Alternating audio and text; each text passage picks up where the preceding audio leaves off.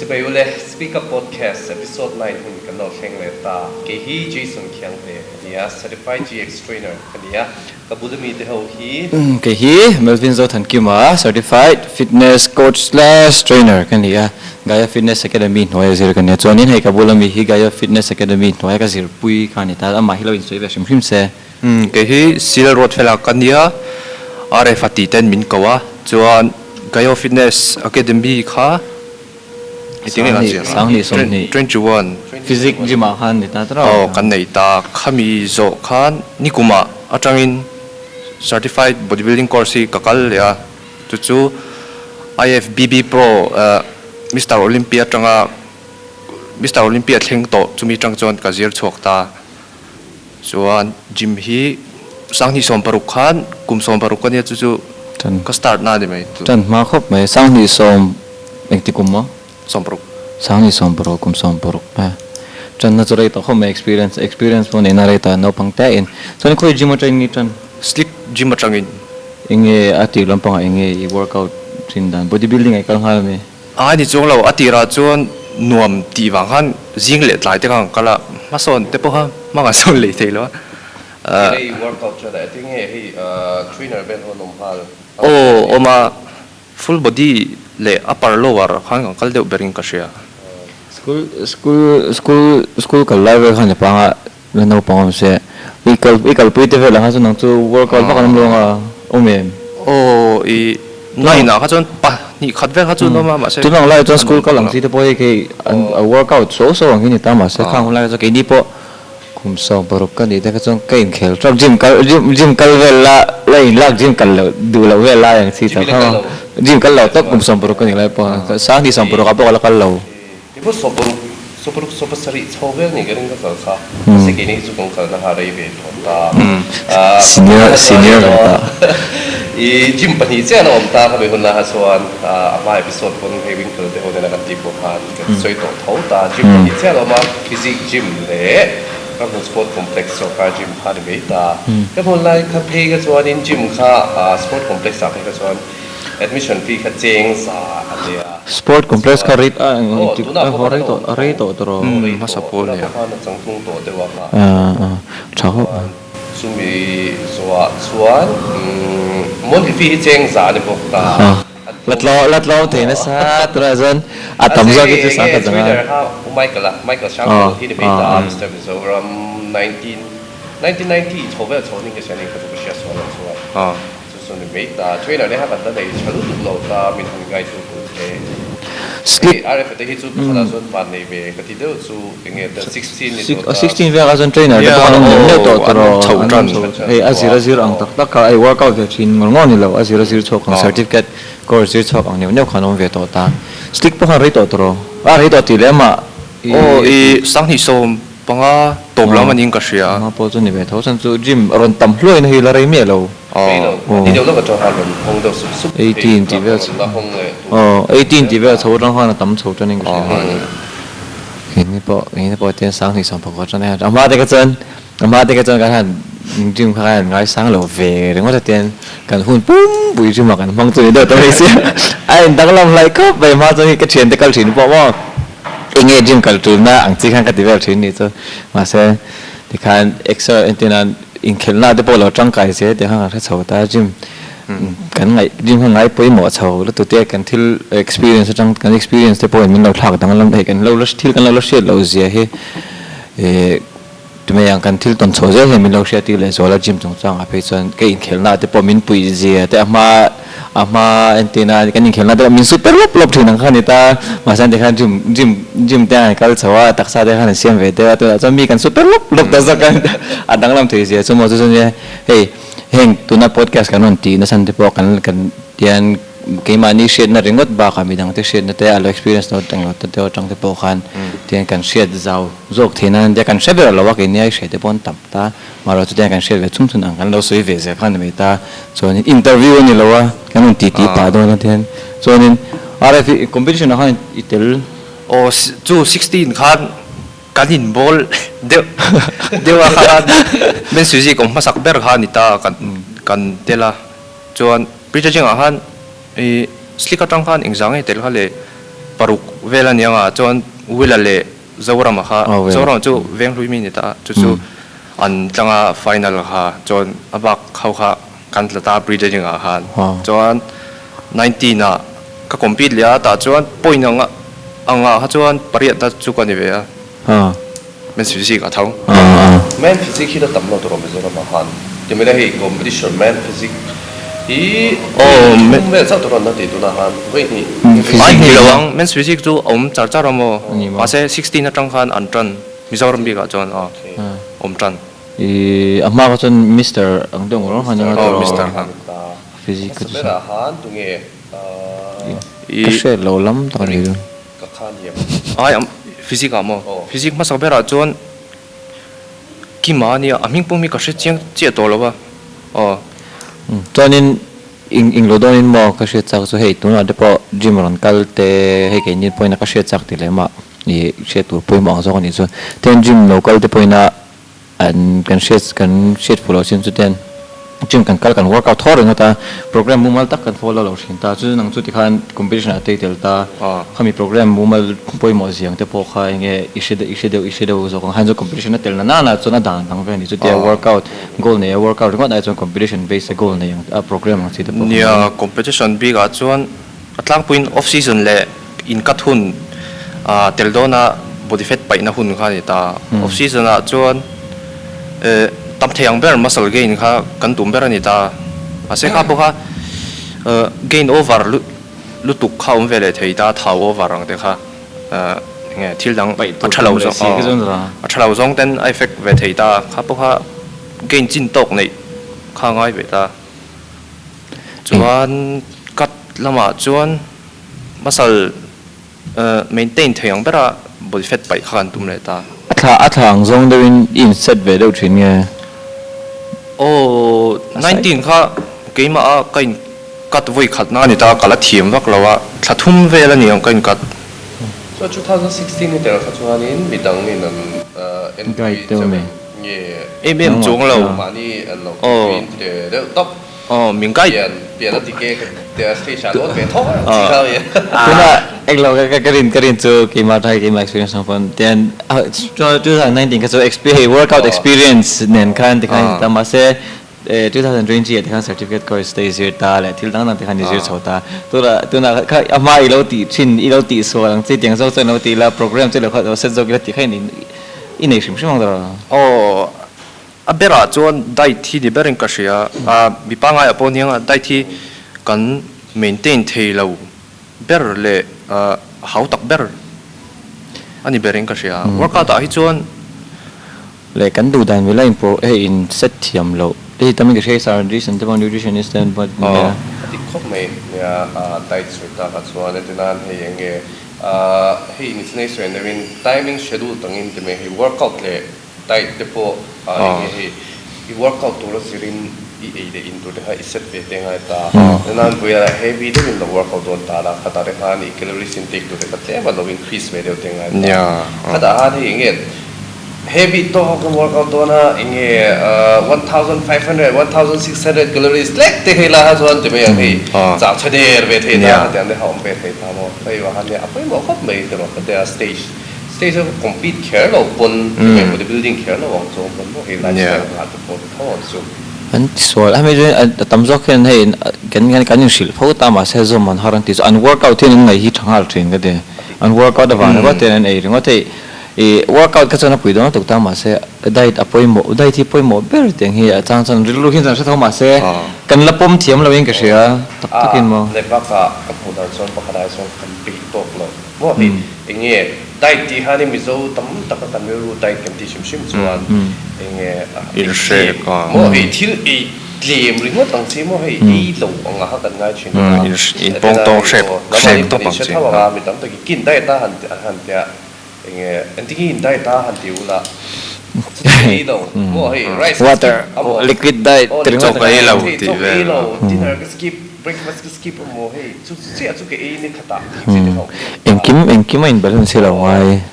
so I didn't to out of the pon shenga divan program like the pon ni che chona tu ka workout the boy ve le dei theita le I pakhata chon atam so khian diet kan diet a that lo wang hian kan dai apoi mo zia hi kan she Halloween ka sia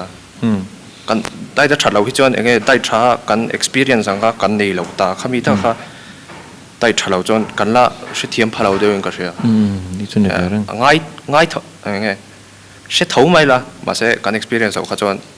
enge apoi mo na kan she tak lo in ka sia ya kami na result kan a he tina mi na kami kan entian dai de lo follow ta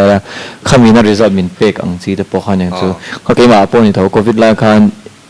kai mani man na cha ka covid la zan ei tu de pot athat em kha an supply reng ang lu khan ta ke ni kan lo le ten khan no samte te khan kan ma an deliver a teng tu khan ta kha ten khan tu to khan ei that thei ni chu covid la khan mo kha ta te khan ka workout thin do box ke kha ti that tu ru ni chu covid la khan kada ka taksa kha ama gym ka kalai po khan he kein push thota ne chu ama ka gym mai po khan gym ka kalai po khan kami ina ka workout plus ka kami ka thil ei thatu tang khan ka result ka mu thama so ni chu gym kan gym ka chol wang ma sa gym kan join le check he kan trainer de po khan i taksa dang lam to ve khan ti ni chu ma gym wa in taksa siam len le thilo ta kha de khan tu chu ne he date de po experience về hiện nay cái mi hiện nghe cái mà result nghe mình muốn tí khác cái mà experience về nó xem bao nhiêu cái tỷ về nó hay sang sang ông ta khang khang cái tỷ quay về chung hai cái tỷ begin with the wahan dai chu ta ka so share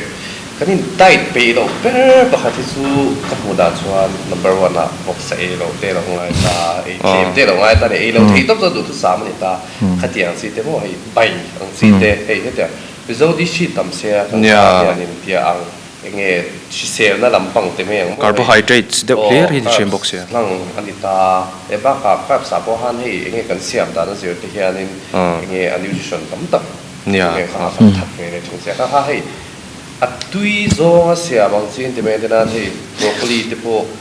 à shi se na fry bo vak ko me a thei tak tak ne fry bo ke I think nghe cần thiếu cần tập body thôi nghe body tê để anh bộ lo xem tay là cần căng min để lúc tụi căng út để lúc tụi nutrition giống số thật lệ vết gì không để tập tập mà để vào hát mình cái gì hay bắt đầu cho har sa hi cần tí bùi gen lệ bắt đầu cho protein hi cần ấy lệ lem tlang bùi vàng hiền cần ril tập hi atram da sign cái gì nia tu di khop mai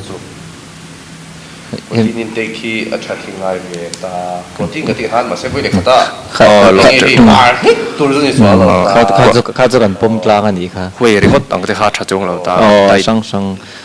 tang la kol hoi dai te khan tinan thakha top angai reng ni chong lo wen tinan arsa chang ten protein an la bin he sang ve thai singa chang la lu te ba kha ya so sang la lu te kha poi mo ve ta ni chu cái mà đi hiện tại là kan tị lo đâu ni kan man mo cái result kan du man mo về thâu box si result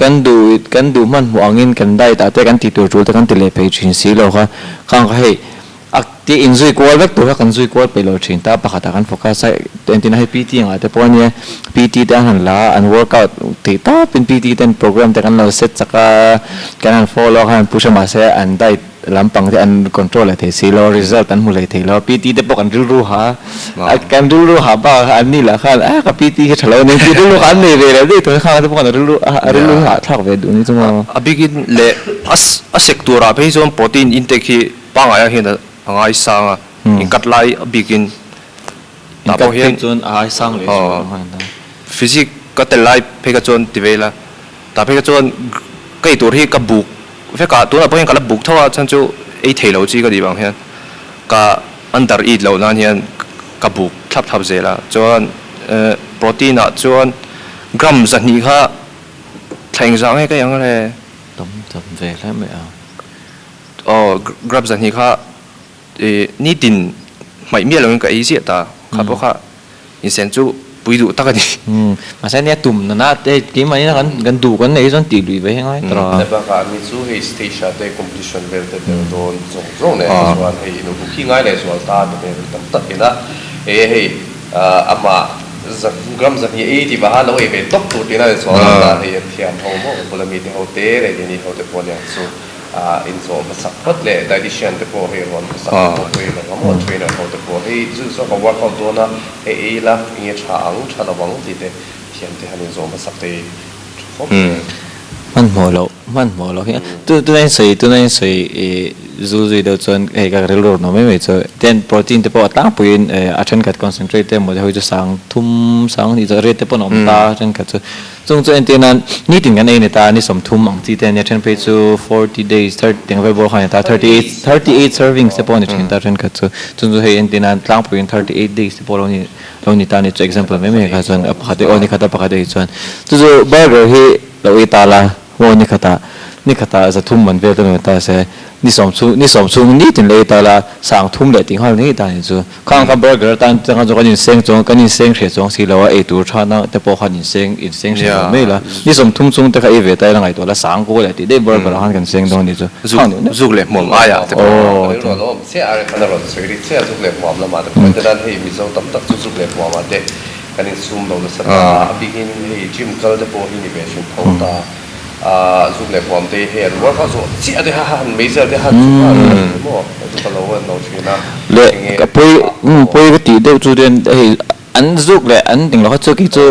อัดฉลาดจุกเลยตามมาเสียอันมานี่อันนู้นนี่วางให้ตีที่วางนี่จุอามาจุกไปก็ตีแบบเช่นจุอัน workout แต่กัน workout ไล่ไปจุให้กันที่ heartbeat รังบักกันให้กันโบรอกชุลูชุกอัตสังนี่ตาขัดโบรอกอามาหมดชัดไล่แต่กันมาคูดฉลาดกันนั่นรู้ที่เลยจุอับที่ตักใส่น้าอามาหมดเลยจุไล่แต่ไม่ยังโบรอกอามาหมดเลยจุไล่แต่ขัดยังดังกัน ชื่อจังไกเราวิกันติดเต็มเลยเนาะ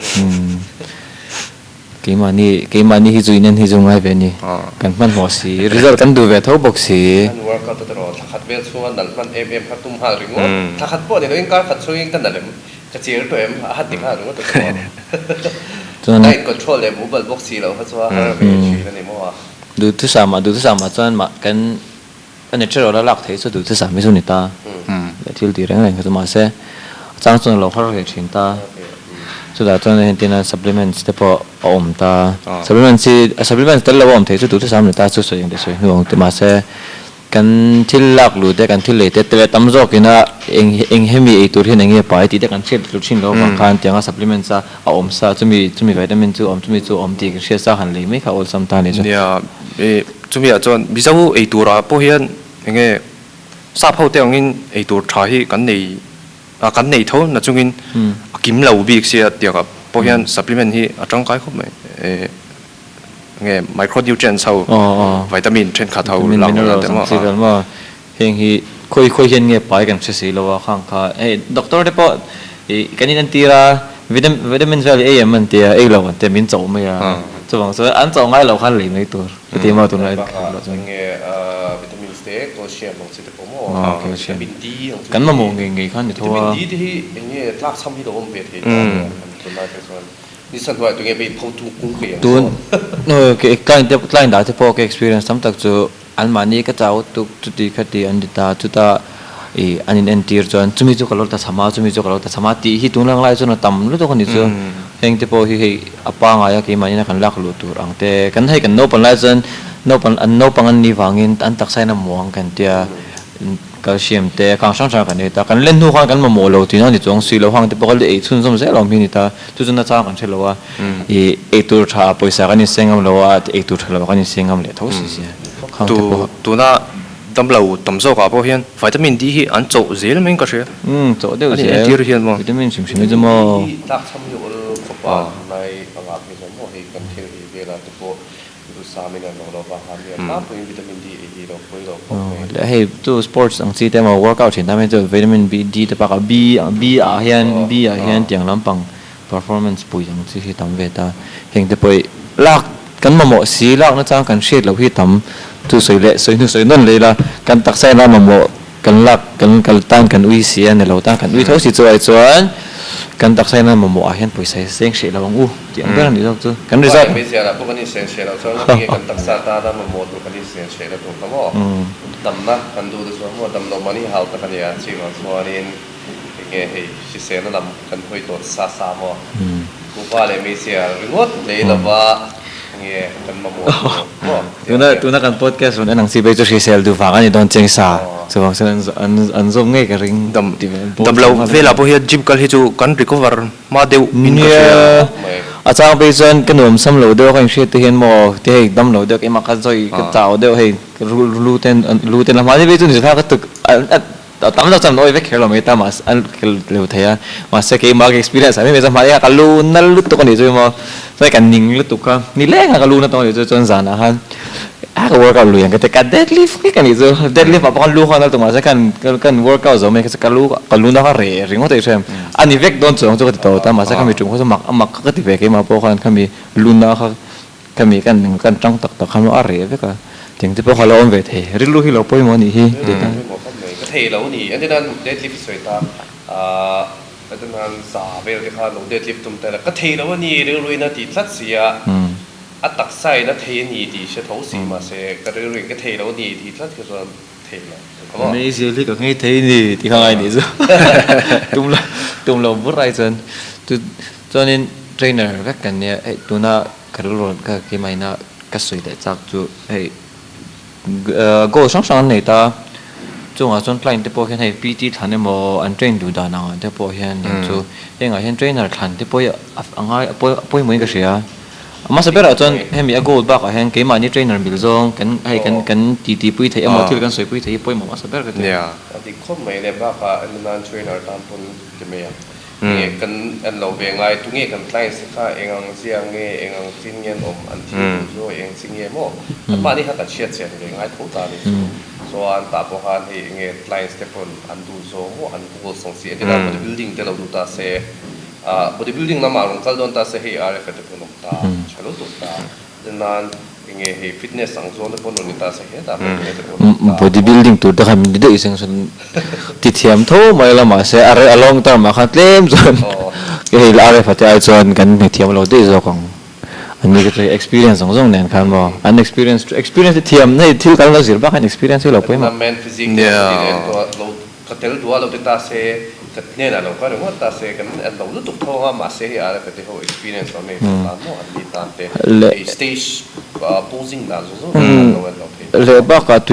tùy giống cái này ta RF phân này ngon bodybuilding là tùy ta bởi tùy nó do anh mila train nó là cái chỗ ni pop hồn ta ini fitness akan lo tùy fitness ang zong ami han train ka kan phur dei don bodybuilding ka zon kan mo te pot sok thai tao zong pon mo ha ke phur nia tre kami apo khan trainer thala po inge I an background an experience tal emo I inge an lo certified to na te po kha shia ta thain ka shia ni lawa online vela inge google a chu ti chona ti tia soi chong ringot lâu đều ang khamo tiếng như tụi nó lại bây giờ anh tầm tổ cái Google làm việc làm cái share ra in tí bằng chỉ cái share và in share ra với chút thôi tục tao này chứ tụi nó po certificate course cần để cần ta mà sẽ cái mà như po in share ra vào ngày gì khác cần sẽ riêng ta ama rồi chứ share ringot khá alo nỉ lo nó chứ a practical work ba ka khan trade are phapon thia a she cheng hemi certificate course kan kal nu hian a training pui dan tur te themi et khai kima kalo mu ve to chin chu hei lami gi thian dun te mo mi pa mi chia te mo tiang ron workout pui beginner ron kal pui experience nei toina beginner ron kal pui certified ni sila hian an thian te an han ti pui hian so ati tan chuna la hun lo sin le ot hi ka ngam he lo ti pui chau atam zong thì bộ lâu tí pui ngách ang tên ta chung ba cả chuan an form chu form với chu an lâu zir tir về thì mấy giờ lên cái gì form bị cái chu ama rồi chu anh an deadlift don ta se deadlift fakal nga lo khan thei nang te pung siang a hin chemi cái hip hin cha chang ten kan chan ta khang thiam phot tak sai na movement chen khat man ma sak phot te he khang khan na chang thelo shin ta tu chu he experience này na song khan ni chong lo certificate course kan zir nu hian certificate in a course in a alakintel ti mai yang thiam na chapo na lam deng malin da sao tul ani ver vai kan lo thiam lo zir an chang tul ani version are for the experience in nei re tu se thiang chu kan to khan kan zia tula kan kon fi lo tul amo ti tu kon fi lo chi lo di phei chuan kan ga ti ho phei chuan cái in chia nó sẽ tụt là cái thiếm rồi tụt làm gì đâu không à anh chưa feel được nó sao xia khan chú suy nó trainer thằng thiếm quay món gì chứ anh có gì đó nó gì đến hey Jason bây giờ anh sợ mà anh sợ đủ rồi về là anh đi hi bây giờ mà trong group class sang bây giờ number 1 cái tiếng nó mà nhé anh phụ tất cả tôi bây giờ tôi lại class group anh sang class anh sang này ไม่เท่ตัวนั้น งาเทครบ in chung pon khar top zer tu mi dang thwa lun pal lo apply the win phur thei ban beng sing ver bok wa se an beng sing khan lom jok a lom jok phur ti na ne hlim ti na ne กัน variety เวมกันคิดว่านี่ top tier นี่เป็นกัน set up เทียบต่อที่เวลา an ri lo bang ti kha lom jok tro group class anga so na beng cheng cheng hi a group class tha ti na ne me ke chaki ma kai dana an hlim ti na ne ma อันนี้อันนี้ผมโตตัวมั่วมากเนี่ยให้ class หลักส่วนเองexperience แบบไม่มีส่วน group class สูเนี่ยให้มาได้จังตัวเองที่ไม่ยังกิจสูเองให้training มาที่ group class เวลกลับมาได้จังตัวหันก็จิมกันเทรนประกัน business first ก็ fitness รวมตุยเท่านะที่ไม่หมดแต่จิมก็ตุยเท่านะคำมีอาหารนี่ก็เชื่อเต้กูตะกันตุยชิมพวกเขา trainer เขาหานี่เดี๋ยวคลาสช่างพันหลักว่าตา RPM ที่กันที่ RPM สุด second class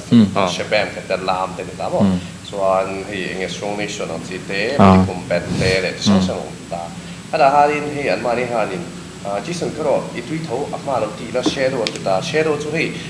อันมานี่ฮันเราจงจัดจัดตาคลาสหลักเฮียนกลุ่มคลาสหลักฮันนี่จงจัดจัดอะไรตาเช่นอะไรส่วนอะไรส่วนเราจะเอ็นกันซุ่มบ้านส่วนกุศลสิ่งที่ให้สวยเป็นอะไรตามาเสียให้ strong nation อะไรเต้เลยคลาสช่างส่วนให้เองจงอะไรตานี่มาเสีย shadow วันที่ตา shadow ฮันจะง่อยอย่างงี้กันเราจะเวทจัดตานี่สู้ก็เดี๋ยวให้เขาจะจังคานี่ให้กรณีที่ชอบเขาจะให้ experience กรณีที่ชอบยังมาแต่งกันหวงกรณีที่ชอบ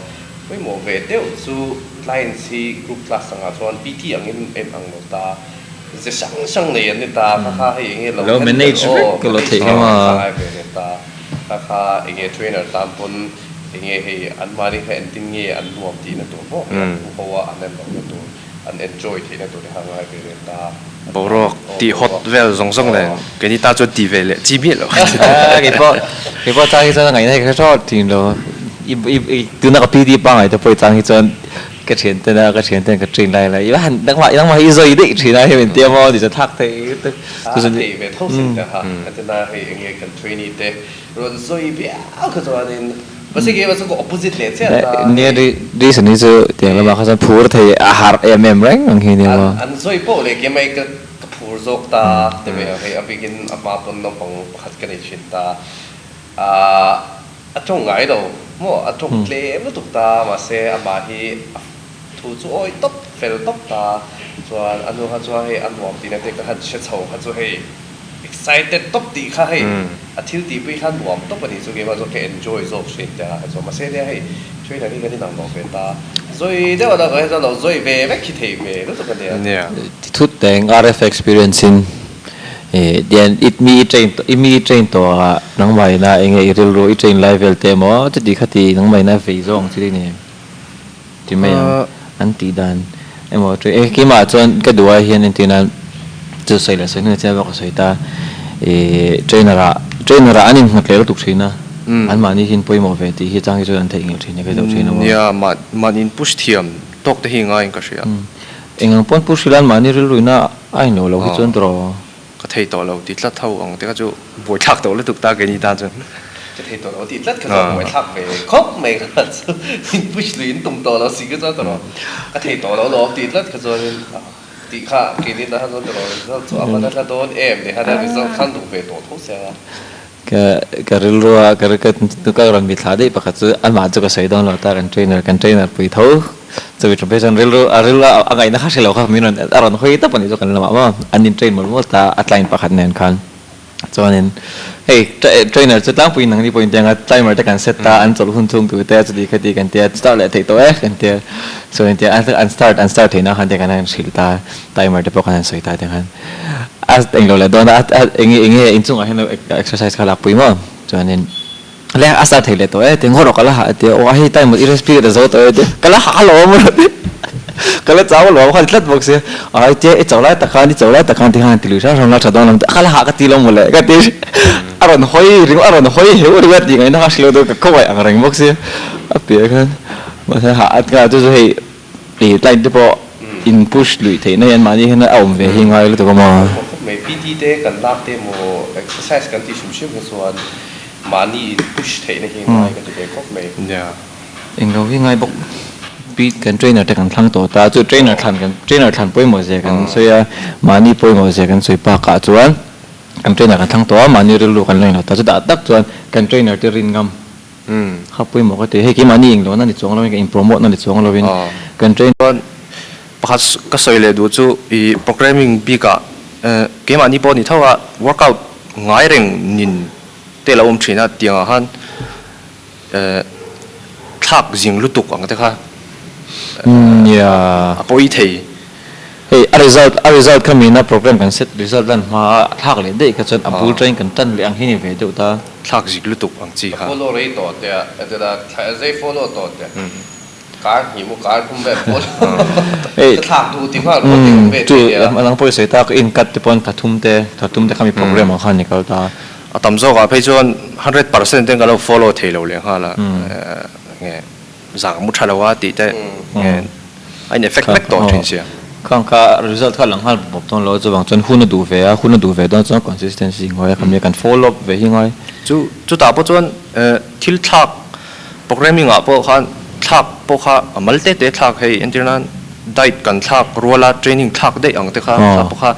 enge thoka thok lo te kha a shet lo thei ta kami a po khan nge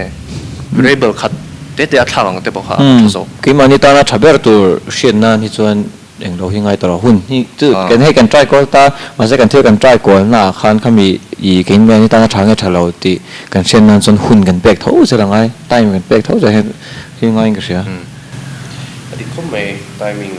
sweta ga chuan an workout 24 hours kan nei ta khami chunga enge hi ka boy lu tuka hun kan nei lo gym kan hun kan nei lo or workout hun kan nei lo ti hi tam ta khami hun ta han sing ka hi kan nei ta danan enge gym kan kher lo kon mo ma de kan thong kai da workout te hi a thei ve lu tu ta ni sana hi dai te lo sui ang de khan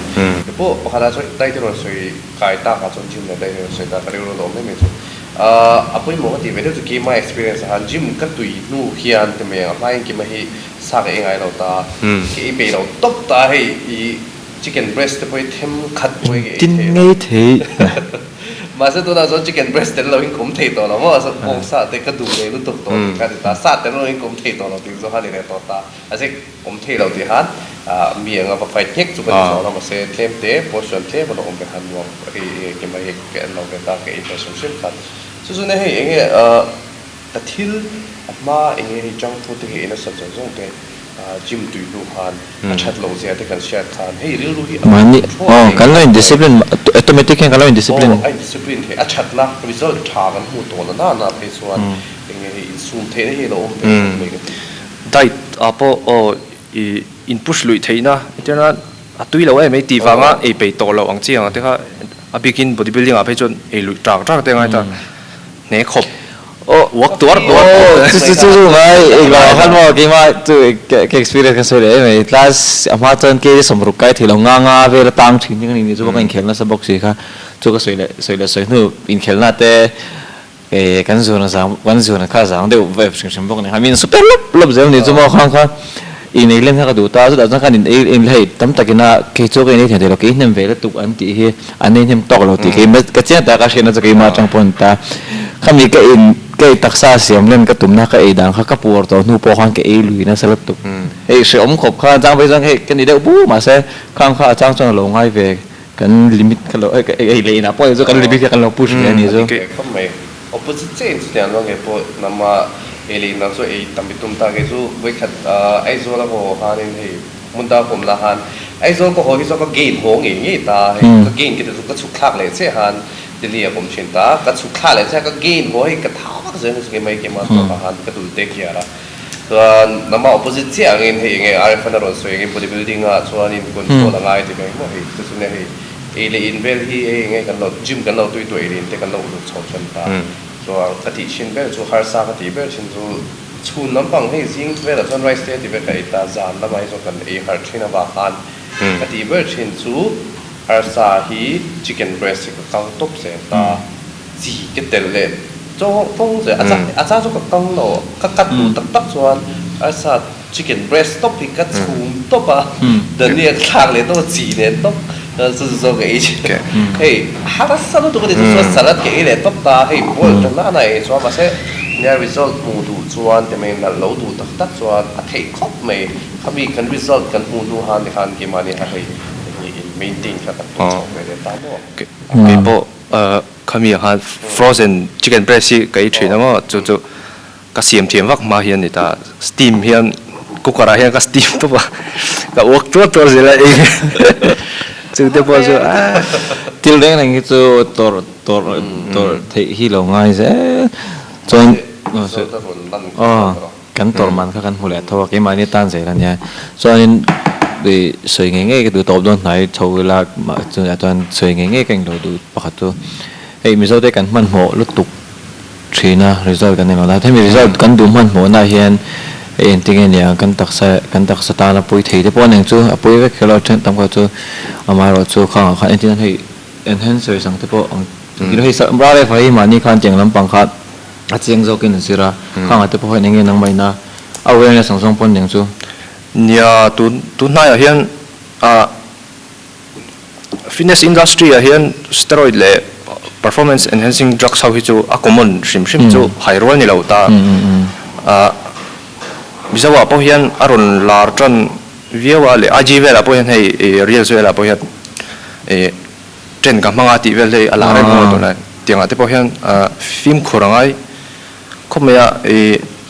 a big tang in blood work kan ko chung hau hormone le organs vel hian atuara steroid vel kan han hian chu tamzo ki chuan kan hin test lo wang hian kan thredon lo wa inge aron lang chok ching lang chu inge bol le inge mo vel mai hi ni ta chuan ulang lo lam akan tam sia ko chunga kan sir chin apo hian limit ta nei ta hei doctor te kan lo ni ta lo len a khoi nem lu tu ka hormone le organ sau zong hi chuan chu ta po chuan blood work hi apoi mo khopin ka sia le mi nan ti wanga lo ti veng wa tang kha a fu ber lo shit chen lo phei chon dro en ta chu i so yang deu khan kan hu lo wang khan kan taksa khoi na poi kan hu thei chin nga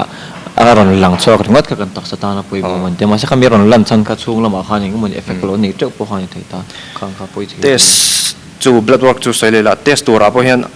tam jok chuan test kim tur hi kan shedon lawa le mizoram bo hian a test kim vek them ti hi kala she big lawa ke ma po hian ke chu bodybuilding line kaltum zel wangin ka hriat vek chung la ngai don thawa tuna chan chu kala she lo ta chumia chuan awareness hi apoi bo katia le film khur tlukom lo chan chu steroid ro apo steroid hawian natural testosterone hi a shut down vek ta ma se khata po khan a shut down na le na lo te kha om vele thei ta ami ate po khan kan hmana zirin nge neile le natural hormone neile le thei lo te thleng po kha da om thea chu chu fertility kai kan soi hei chu kan soi tam ber pakhat ning se to in pon nakina ei kan du ma lu tu ki kan du lu tuk lam nal kan du lu tuk kan tak satana kan du lu tuk lam khan kan tak satan tho kan pui ve thei ta khang bia bok chua diet training consistent talk chumi zawa supplement steroid chu compete lo tu ta chon a tru lo ti le thak fiam thoin ka te gen trina compete lo tu ra steroid man chu me che plastic surgery ti angreli ka ti trina ani to awa cha ai lawang reng le ya ha chu pui turom si lo hei compete si lo tu ta chon thak le risk kan in siam thot me chen khat na dan ti to plastic surgery po chen khat te in na dan te me ta khan me ta sai po tam tak in na dan ti no manin na kan te me ti ma sai kan tak sa ta apoi apoi ho te ne na han chak office so dal je ho dai te work out hu ti chata mu chat bo mo nge ile inte ti chat so no le mi zo bi ga chon atam zo kin dai le training hi 100% hian kan thei lo tila a dik zo karing chumi taka po chon khami adang perfect thei si lo steroid lo man to bang kha risk kan in siam thona nge an nge profit kan mu turang kha kan mu kim lo ti me relote nal nan khan kan taksa takin long term ra ing lo kha ka hau yom ve ni chuma chon kan lo du to don hai nga soi du te pon le nga top na soi le je ke ma bi ka chon thote diet advice hote ni chon ngay kan wait ta kan chak china ka wait ngai reng em ti chon eng chen na lo bom ka te til te the na sam ber on ta idai hoi ngam chu idai te meng I wait angai reng ka chon khatrang khan I malam pan the dan to ko sam de chu idai in loi lo zo ni chon en tin nan he ka te po ka sil tin ta ni ka ta wen sang e til eng tlang pu ye kan som thin mu mal pang ai bi kan nei ta mi zawa chon zinga cho kan e chuna ting pui ta ya cho khang khang ta in kat eng lo do ni chon khoi mani bera khan khoi mani bera khan idai tang I wei tang ai reng chon khoi mani in kat do ni chon khoi mani ber kha I tlem ro ani me ta wa sam de chu wa sam de ni chu hei til boi thar tuk lo to ren chon I ging do ni chon I wei de lo ngai reng ani chuan angai reng he in ka khatte ka ni ta kan chaka wei chilai ti long ti chon kam I thin nan pa ngai tang pui tang khan I ging do ni chon eng able ro ni mai wa sam te in ani phar ka kalau ve du chu ta chu I book a tour book hi ka fa khome a ke ma chon le ris kutum kut te hi lo in hlok le a kuta han thabri sri ko tang hi chu a flo thina ta chon I book da hi a tha ga tia internet ke ma bi ka nga chon gain ka ngai ta chumi a chon internet chumi za chu ka e nga chumi za chu ka limit an yang ti tai la chumi chu enge ris lo khan chiang de khan plate ka da khoma chu ka target izo top khani mai ta chu ta chon atlem le kan bu ka enge kan bel mai don ta chu tiang bokin fet lo sa po enge a buk tlem zong ha kan tile mai nga ka bia po kha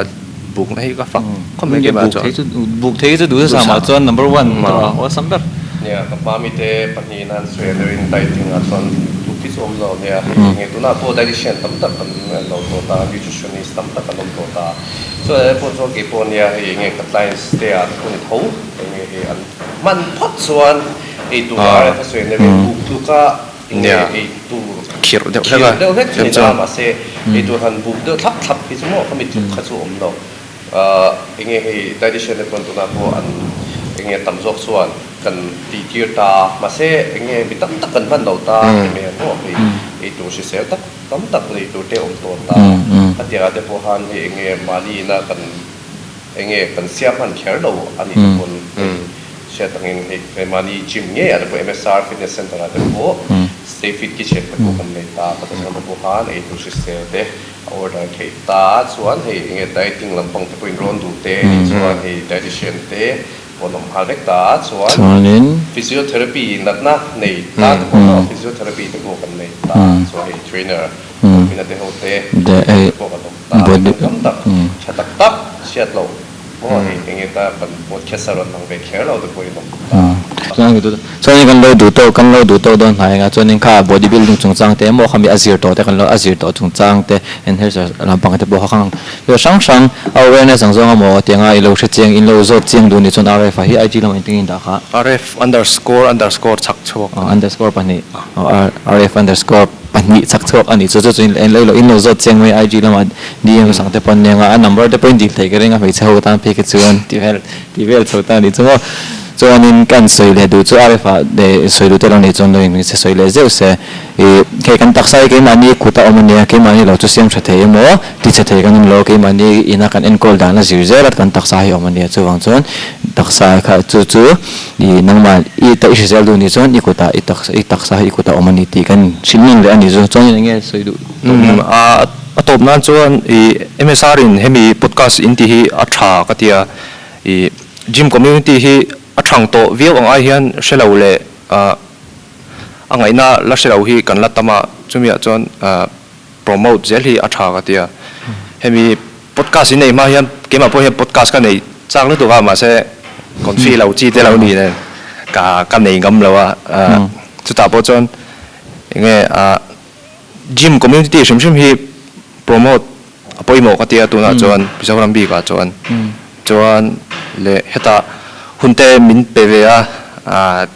ก็ไปขัดหน้านี่คนฟีเราจุงเตเวรันเศร้ามาจวนประคันเลยก็ใส่ดูจู่ตูนก็เห็นเทนะที่ไม่ละเองมาเมียจุละเองเราไม่ละสลิกจิมในตู้อุเซนะ hi ka credit lo thei lo a 16 na ka kal atang to in ama hian min support em ma 18 na han course ka kal mai hian ama hian min sir tiram ho chan chu slik jima han trainer khang kapuya hemi ho tung ka thlen thein na chan hi chu ama ka ti lo thei lo wa le slik jim wang hian chu ani deuh re mai ส่วนอย่างไรกันนี้เดี๋ยวกันเรามีโลเทลไทยเข้ามาส่วนยังมีบ้างมีอย่างเช่นมีพอดแคสต์เช่นมีฟิตเนสคอมมูนิตี้ชิมชิมีโปรโมทดูกันนี่ตากันจิมเต้เมสาร์เต้มอริงอตเวรอนโปรโมทกันนี่เราตาสุดท้ายส่วนตัวพออินตั้งลำพังง่ายพอมอนี่ส่วนคอยจิมพออินตั้งมานี่นอมตีนั่นตัวข้าจงอุลขังขับปนุลขันดูทุกสามีแต่จิมเองก็เสียอันนี้ส่วนมานี่อินลำมาเตปอมอโรลนิ่งเตปอขังเตปอข้าสิเซลนั่นเองคนนั้นเอฟเฟกต์ง่ายพอมออีละจุดที่ข้าการสวยดูอ่ะส่วนยังดีสินะสวยดูตัวนั้นเองอันนี้ส่วนตัวในเอพิโซด9 Big Podcast Speaker Podcast กันเราดูตอกเละต่อพอดไปงานดอทเละอินเราคลิปเฟกงะดอทเละอินดอทเละพออินเราคลิปเฟกตัวนี้ตัว Big จ้ะบายพอดอุเลย